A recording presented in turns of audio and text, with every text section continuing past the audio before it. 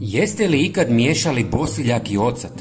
Danas ću vam pokazati brojne koristi koje možete dobiti miješajući ove sastojke uz još par dodataka.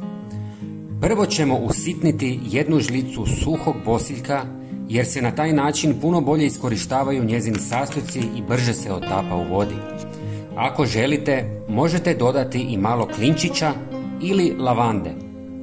Jeste li znali da kada se bosiljak sadi pored rajčice, ne samo da odbija štetnike, već i pomaže u poboljšanju okusa rajčica zahvaljujući sinergijskom učinku između tih biljaka? Osim toga, bosiljak je izvrstan izvor vitamina K, važnog za zgrušavanje krvi i održavanje zdravlja kostiju. Samo nekoliko grama svježeg bosiljka može zadovoljiti dnevne potrebe za ovim vitaminom. Ali vratimo se mi na našu temu. Istresite usitnjene sastojke u 200 ml vruće vode i ostavite 2 sata da se ohladi i ispusti svoje sastojke. Zatim dodajte 200 ml octa ili limunovog soka i dobro promiješajte. Procijedite kroz gazu kako biste dobili čistu tekućinu. Sigurno se pitate čemu to služi.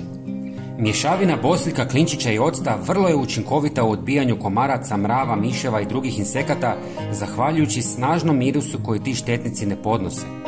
Ocat djeluje kao prirodni repelent, dok bosiljak i klinčići svojim esencijalnim uljima dodatno pojačavaju njegov učinak.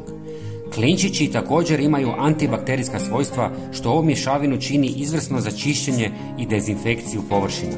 Možete je koristiti za zaštitu tijela od komaraca ili za špricanje po različitim površinama kako biste ih očistili, dezinficirali i stvorili zaštitni sloj protiv insekata.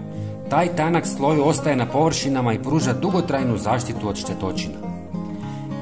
Prijatelji, ne zaboravite se pretplatiti na naš kanal kako biste bili u toku s najnovijim videima. Pretplata je potpuno besplatna.